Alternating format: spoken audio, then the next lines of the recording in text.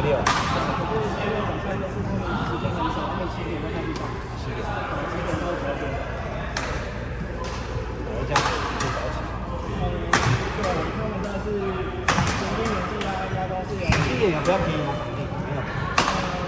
场地其实收费应该是有比较便宜，因为我4点就在那里。早上。是练球而已。练球。包在永裕。永裕就太好抽了。对。对啊，现在很多人都要抽。我们之前没抽到，我就抽4到6。4到6比较好抽，但是很多人要早点回家吃饭。是晚上。没有啊，下午4到6。晚上更不好抽。他说300-500多，抽3个场地。因为之前我们是很久了，大概6、7年前是打永裕那边，然后就是有抽上午是打10点到12点。10点到12点早上。对啊，然后10点到12点，然后没有抽到以后，我们跑去中和，对，中和那个运动中心嘛。对啊，就是在附近的那个，然后因为这个比较暗啊，然后这个中和是一个对面都有。长方形的场地，虽然是说你可以看到后面的它一个比较好一点，然后后来就是之前那边不好，就用单管要管下午比较好，没错。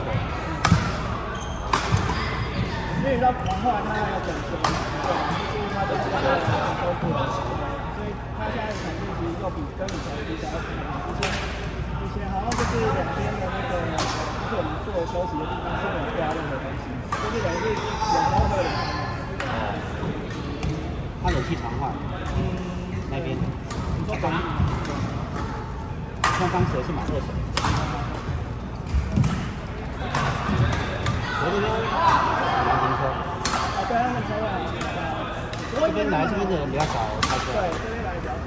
我有开，因为你4个嘛，他多2个场地就多很多人。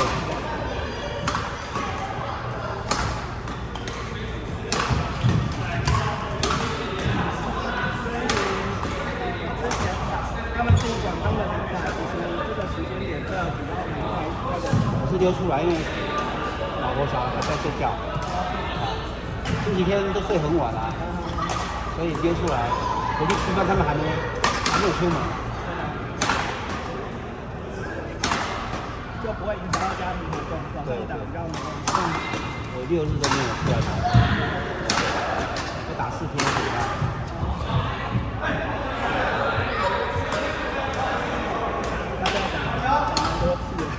对啊，我就永运开才开始打，但我之前打乒乓，打20年，后来才来学这个，就还要跟教练学。所以这样认真学一学多久？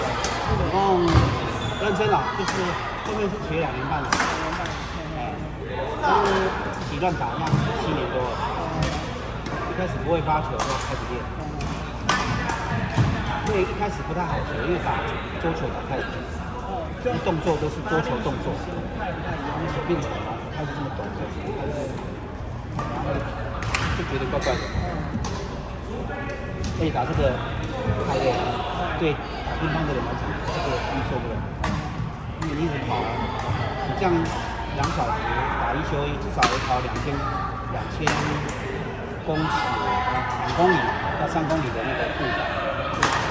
通常都没办法了，我一开始打这个20分钟就打了，可是乒乓球可以打5小时，这个打半小时就挂了，因为那个不会喘，那个不会累，这个是一直跑会喘，训练能力不够。乒乓球真的是比较重视是手的那个。乒乓球其实很难学，对，球的旋转，对，还有就是物理原理要懂很多。他那个反应要快，手的那个手脚、眼睛要协调度。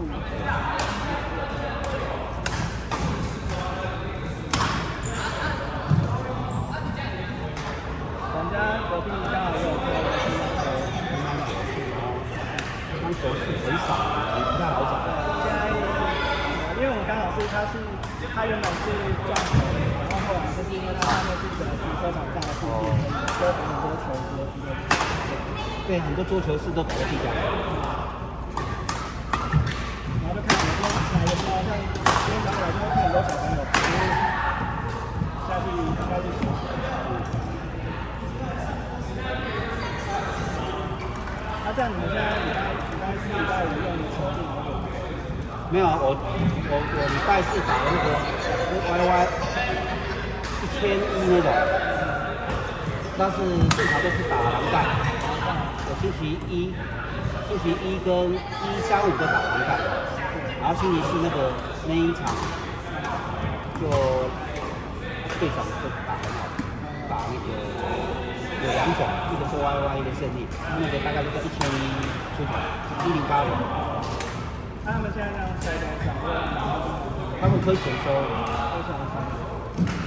也是收200，可是我打蓝盖那个收250，打那个收250，因为他常常不在，我帮他那个帮忙，一个人收250，一个人他可以挣90块，这其实是不需要，因为他是职业的。像我之前当队长当了4年，我是大概平均大概一个人1130的成本2小时，打那个130到150，如果乱打常常打断的话，那他收250，他平均一个人就是1场只收7个。